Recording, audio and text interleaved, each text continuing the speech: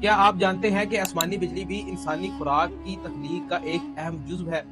جب آسمانی بجلی زمین پر گرتی ہے تو لوگوں میں خوف و ہراس اور ڈر کی لہر دوڑ جاتی ہے۔ ایک وقت میں آسمانی بجلی کو خدا کا قہر سمجھا جاتا تھا اور زمانہ جاہلیت میں تو اس کو ایک ہولناک دیوتا سمجھ کر اس کی پوجا کی جاتی تھی۔ لیکن اللہ تعالیٰ کی ہر مخلوق رحمت ہے، ہر فعل رحمت ہے اور خود اللہ کی ذات سراپائے رحمت ہے۔ ارشاد باری تعالیٰ ہے کہ بجلی کی چمک اللہ کے معجزات تخلیق میں سے ہے۔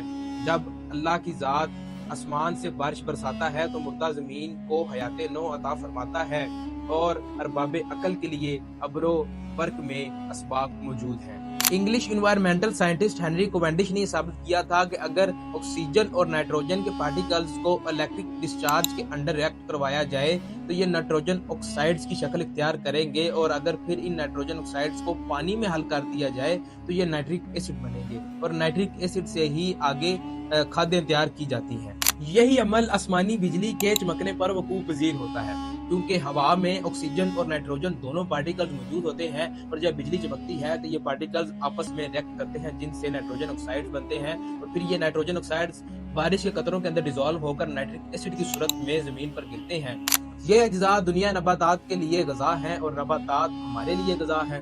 جب بجلی کی لہریں ہوا سے گزرتی ہوئی زمین کو چھوتی ہے تو زمین کی نس نس میں زندگی بھر جاتی ہے، جس سے زمین زرخیز ہو جاتی ہے اور اس سے ہم اپنی خوراک حاصل کرتے ہیں۔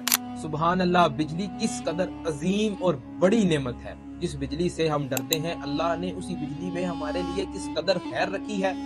بے شک ارباب عقل کے لیے اس کائنات میں نشانیاں اور اسباق موجود ہیں۔